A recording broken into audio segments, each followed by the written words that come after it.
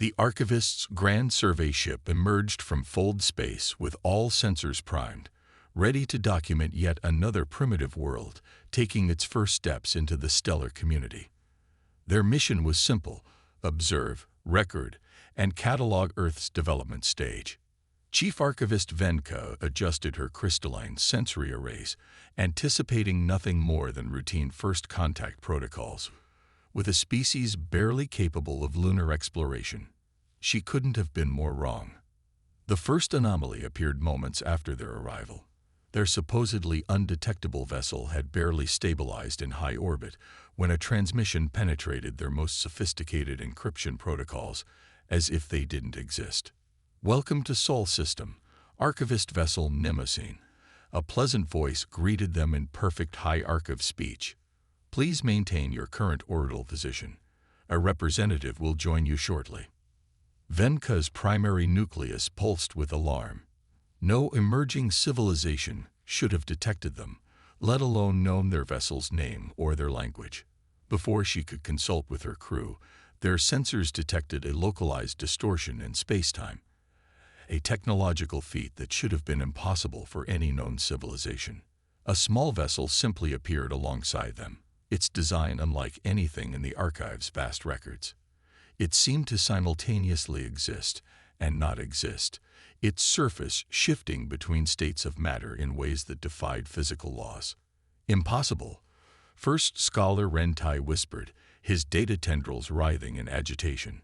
"Their energy readings, they're not using any known form of power generation. In fact, I'm not entirely sure they're using energy at all." The human vessel extended what appeared to be a docking bridge, though it somehow crossed the void without any visible support structure.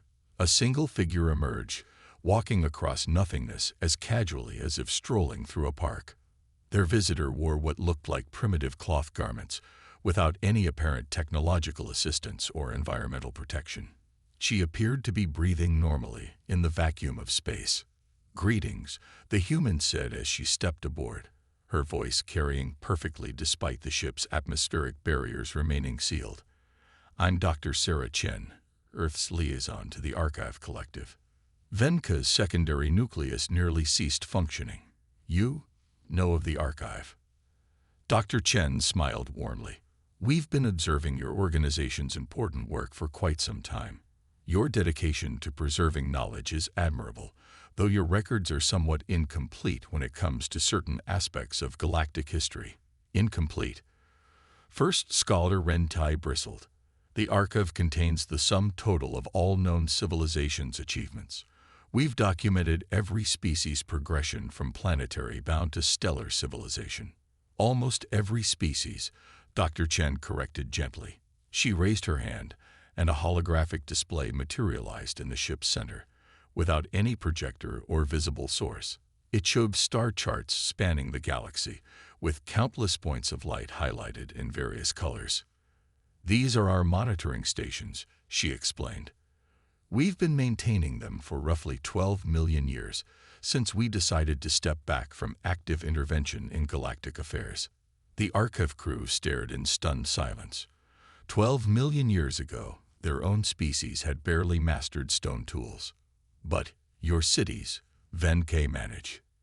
"Your visible technology, you still use internal combustion engines and primitive fission power." "Ah, yes." Dr. Chen's smile widened. "We find it helpful to maintain multiple technological levels simultaneously. It helps us remember where we came from, and more importantly, helps us guide younger civilizations without overwhelming them. Speaking of which," she gestured, and new data began flowing through the archive ship's systems, somehow bypassing every security measure as if they didn't exist. "You'll find this interesting. The true records of humanity's early development, and why we chose to become the galaxy's silent guardians rather than its rulers." As Venka absorbed the impossible data, she realized that every assumption the archive had made about technological progression and civilizational development was about to be challenged.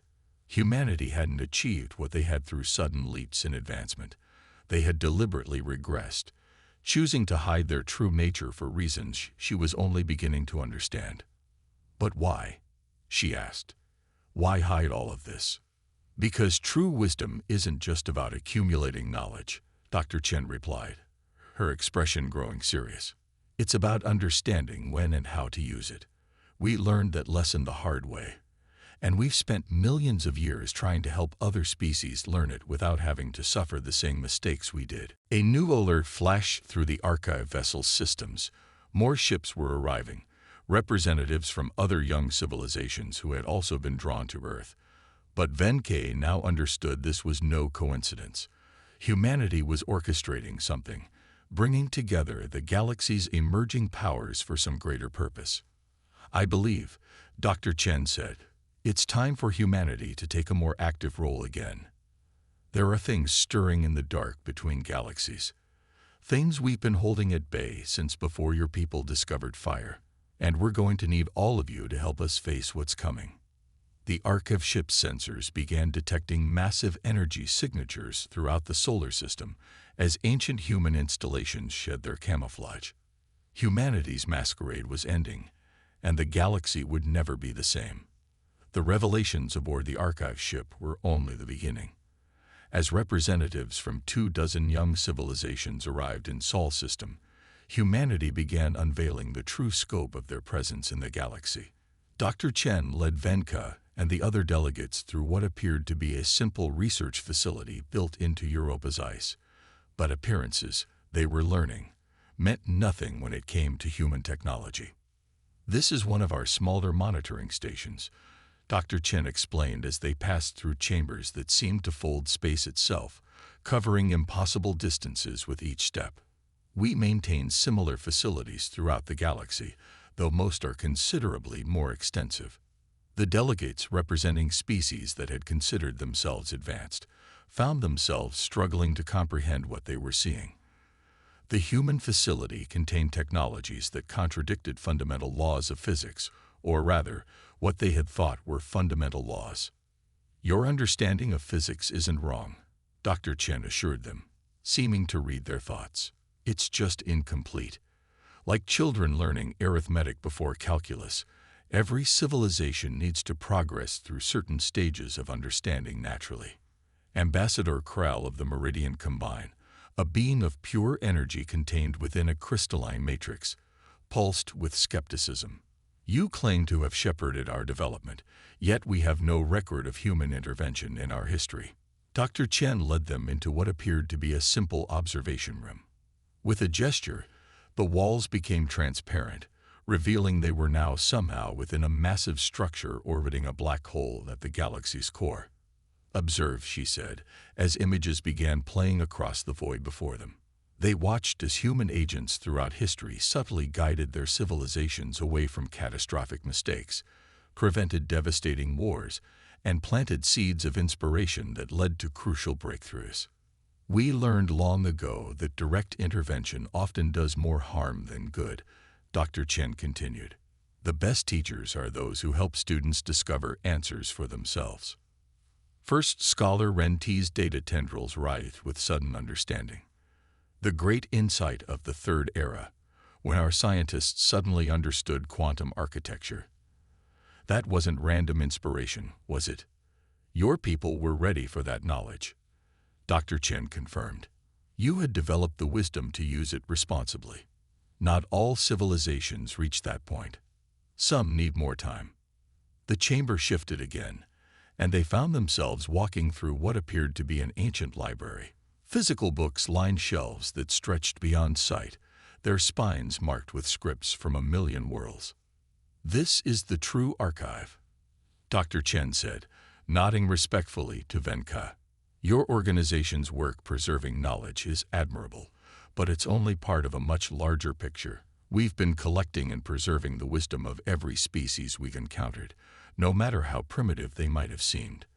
"But why?" Ambassador Krall demanded. "Why expend such effort to guide and record, only to hide your true nature?" Before Dr. Chen could answer, alarms began pulsing through the facility, not with sound, but with patterns of light and gravity that somehow conveyed urgent warning to all present regardless of their sensory capabilities. "That," Dr. Chen said grimly, "is why." Something is coming. Something we've been preparing for since we first stepped back from open control of the galaxy. The library transformed around them, revealing a vast command center. Displays showed thousands of human monitoring stations activating across the galaxy, shedding their camouflage as ancient machines stirred to life. "We discovered them 12 million years ago," Dr. Chen explained as images appeared showing something vast and dark moving between the galaxies. "We weren't ready to face them then, even at the height of our technological achievement. We realized we needed something more than just advanced technology. We needed allies who understood the true importance of unity and wisdom." "So you've been preparing us," Venko realized. "All of us. Not just technologically, but culturally and philosophically." "Yes," Dr. Chen confirmed. "We could have simply given you our technology, but that would have been disastrous. You needed to develop the wisdom to use it properly. And now we're running out of time." The displays showed the darkness growing closer, consuming light and matter at the galaxy's edge. Humanity's masquerade was ending not by choice, but by necessity.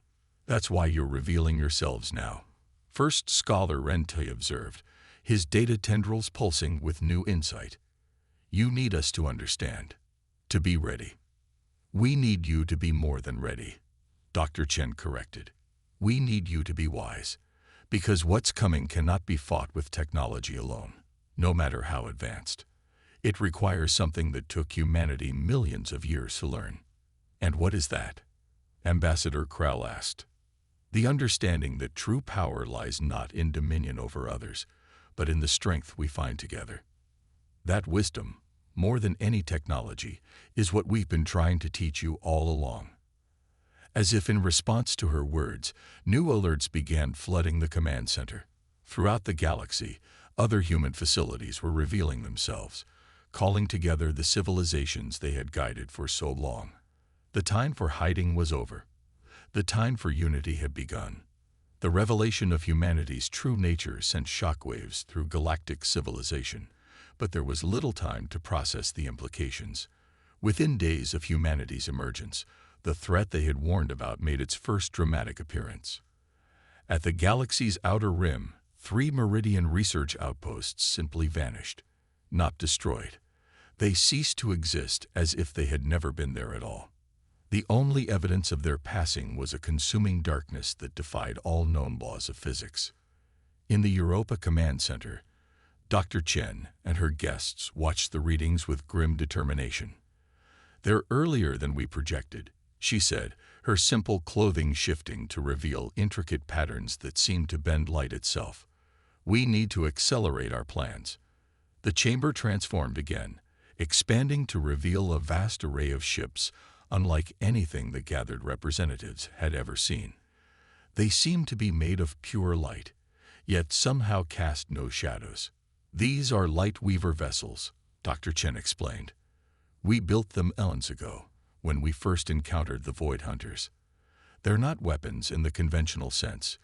They're something far more important." Venka studied the ships with her crystalline sensors. "I'm detecting no power source, no propulsion system. No." "That's because they don't use conventional technology," a new voice interrupted.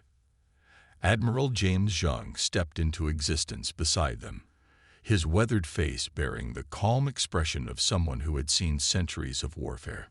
"They use something we discovered long ago, something that exists in all sentient beings." The admiral raised his hand, and one of the ships responded, its surface rippling like water. "We call it the resonance. It's the connection between consciousness and reality itself. The Void Hunters seek to sever that connection, to unravel the very fabric of existence." "But why?" Ambassador Krell's energy form flickered with confusion. "What purpose could such destruction serve?" "They're not destroying," Dr. Chen corrected. "They're feeding, consuming the potential of entire civilizations, erasing not just their present but their entire history. Every choice unmade, every path not taken. It's all energy to them." The command center's displays showed more outposts vanishing at the galaxy's edge, each disappearance followed by a spreading zone of absolute darkness. But now, with their sensors enhanced by human technology, the delegates could see something else. Threads of light connecting all living things, a web of consciousness spanning the galaxy. "This is what we've been preparing you for," Admiral John continued. "Not just technological advancement, but the understanding of your own true nature. Every species has the potential to access the resonance, but it requires something beyond mere intelligence. Unity." First Scholar Rentai whispered, his data tendrils weaving patterns that unconsciously mimicked the light threads they could now see. Not just cooperation, but true understanding between species. "Exactly," Dr. Chen smiled. "We learned this lesson through nearly destroying ourselves. When we first discovered the resonance, we tried to use it as a weapon. The results were catastrophic. It took us millions of years to understand that it's not a force to be controlled, but a connection to be nurtured."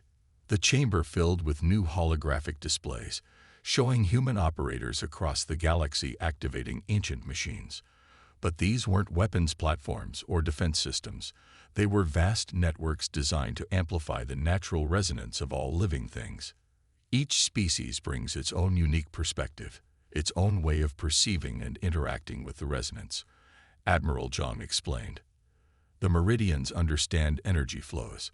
The archive comprehends patterns of information. Humanity, we learned to bridge the gaps between different forms of consciousness. A new alert flashed through the command center. Another sector had gone dark, but this time something was different. At the edge of the void, points of light had begun to push back against the darkness. "Those are the first responder teams," Dr. Chen said. "Human guides working with crews from younger species, learning to synchronize their resonance patterns. But it won't be enough. We need all of you, every species, every individual, to understand and embrace your role in the greater pattern." The delegates watched as more ships began launching across the galaxy, not just the human lightweavers, but vessels from every species, now modified with technology that had been hidden within their designs from the moment they were first conceived. "You've been preparing us for this all along," Venka realized. Every technological advancement, every cultural development, had to be earned, not given, Dr. Chen finished. "The resonance responds to understanding, not mere knowledge. Technology without wisdom is worse than useless against what's coming." As if to emphasize her point, the darkness at the galaxy's edge began moving faster, consuming entire systems in seconds. The time for preparation was over. The true test of humanity's long guardianship was about to begin. The battle against the Void Hunters quickly proved unlike any conflict in galactic history.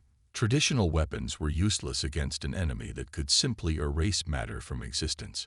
But humanity's eons of preparation had created something far more powerful: understanding. At a staging point near the Carina Nebula, thousands of ships from dozens of species gathered in formation. Each vessel had been subtly prepared for this moment, dormant systems awakening under human guidance. But the true power didn't lie in the technology. "Focus on the connections," Dr. Chen instructed, her voice reaching across space without any communication devices. "Feel the threads that bind us all together." The gathered fleet began to glow with an inner light as crews from every species learned to perceive and strengthen their connection to the resonance. Young races that had once fought each other now worked in perfect harmony, their consciousness merging into something greater than the sum of its parts. Admiral Zhang's Lightweaver flagship pulsed with energy as he coordinated the defense. "The Void Hunters feed on isolation," he explained to the fleet commanders. "They sever connections, consume potential. Our strength lies in unity, not just cooperation, but true understanding between all sentient beings." The first engagement occurred at the edge of the Sagittarius Arm. The darkness swept forward, reality unraveling in its wake. But this time, instead of finding isolated outposts, it encountered a web of connected consciousness spanning thousands of light years.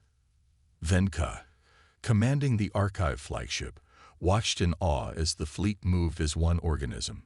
Ships from different species flowed around each other in impossible patterns, weaving light and thought into barriers that the darkness could not penetrate. This is what humanity discovered. First, scholar Ren T transmitted from his position in the archive's sensor array. Not just the technology, but the fundamental truth about consciousness itself. The Void Hunters recoiled for the first time in their ancient history, encountering something they couldn't simply erase from existence. The combined resonance of multiple species created patterns too complex, too interconnected to be unraveled. But the darkness adapted quickly. New tendrils of void reached out, probing for weaknesses, seeking minds that still clung to isolation and fear. They found them in the newer members of the fleet, species that hadn't fully embraced the connection. "Hold the line," Dr. Chen's voice steadied the wavering crews. "Remember your training. Remember all the times humanity guided you away from conflict, toward cooperation. That wasn't just to prevent war. It was to prepare you for this moment." Through the resonance network, memories flowed between species, countless moments when human observers had subtly guided them toward understanding, when seemingly random insights had led to breakthroughs in cooperation rather than weapons technology. Ambassador Krell's energy form pulsed with new comprehension as his ships synchronized with the fleet. The technology was never the point. He transmitted, "All these ends, you were teaching us something far more fundamental." "Yes," Admiral John confirmed. "We discovered long ago that consciousness itself is the most powerful force in the universe. But isolated consciousness, no matter how advanced, is vulnerable. Only through true connection, true understanding between all forms of life, can we face what seeks to unmake existence itself."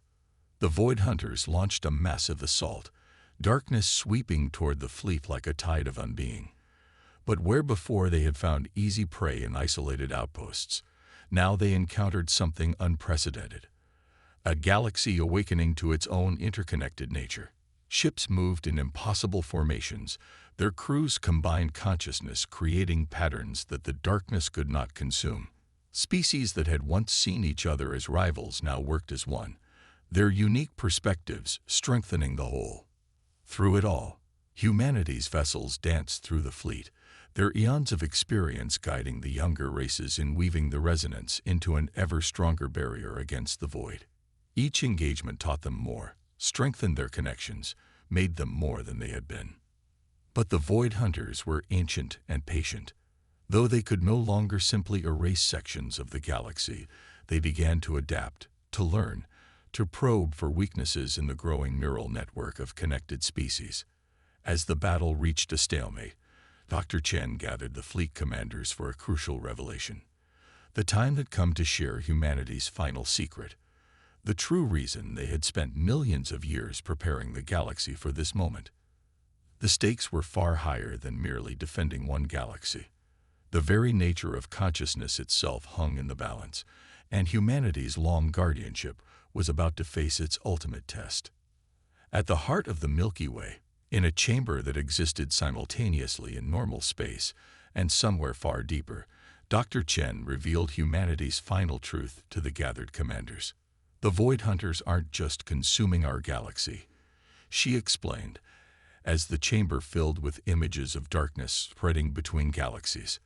"They're spreading across the entire universe, unmaking reality itself. We are not the first to face them, merely the first to survive long enough to fight back." The images shifted, showing other galaxies, other civilizations that had risen and fallen. Each had faced the darkness alone, and each had been consumed, their entire histories erased from existence. Admiral Zhang stepped forward, his form seemingly both solid and ethereal. "Humanity wasn't always as we are now. We fought among ourselves, nearly destroyed ourselves countless times, but when we first detected the Void Hunters, we discovered something remarkable. Our consciousness, our very awareness, could affect reality itself."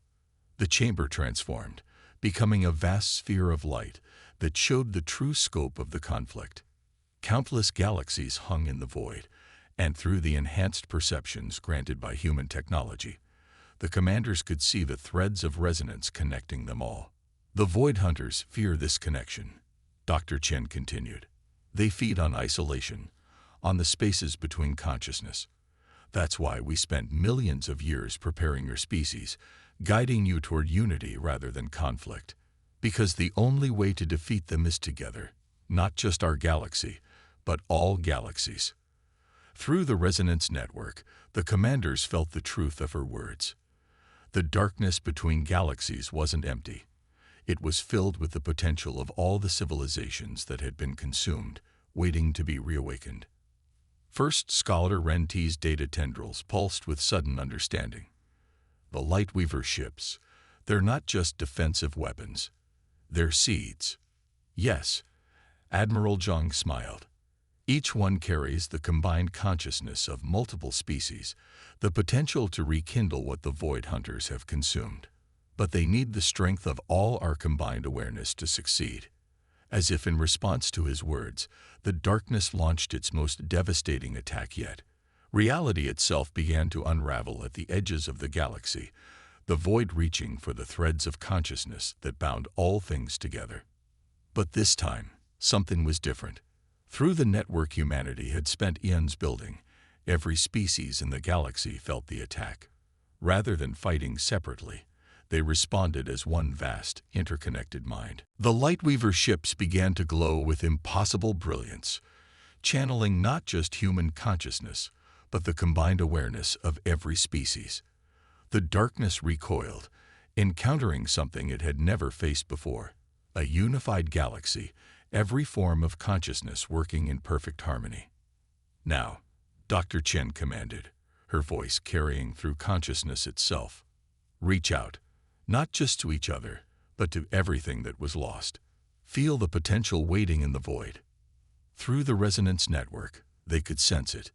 Echoes of countless civilizations, their histories and potential preserved in the very fabric of space-time, waiting to be reawakened.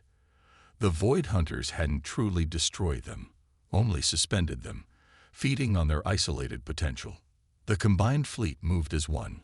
Lightweaver ships merging with vessels from every species to create patterns of light and consciousness that defied physical laws. Where the darkness had unmade reality, they remade it, weaving together the lost threads of a trillion histories. And in the space between galaxies, something magnificent began to happen. The consumed civilizations began to reawaken, their consciousness joining the vast network humanity had prepared. The void between stars filled with light as history itself was rewoven, not as it had been, but as something new and more profound. The Void Hunters, for the first time in their ancient existence, began to retreat. They had evolved to feed on isolation, on the gaps between consciousness. But now they faced a universe awakening to its own interconnected nature, where every form of awareness strengthened all others. As the darkness flooded before the growing light of unified consciousness, Dr. Chen turned to the gathered commanders. This was always humanity's true purpose, not to rule, not to conquer, but to help the universe itself awaken to its own potential. Together, we are more than merely the sum of our parts. We are the universe becoming aware of itself, and that is something the void cannot consume. The battle was not over. The Void Hunters would not surrender easily. But for the first time since humanity had discovered their existence, the future held more light than darkness. The long preparation was complete. The galaxy was awake, aware, and united. And in the endless dance of light and consciousness, all species finally understood why humanity had hidden for so long. They hadn't been merely preparing for war. They had been nurturing the seeds of universal consciousness itself.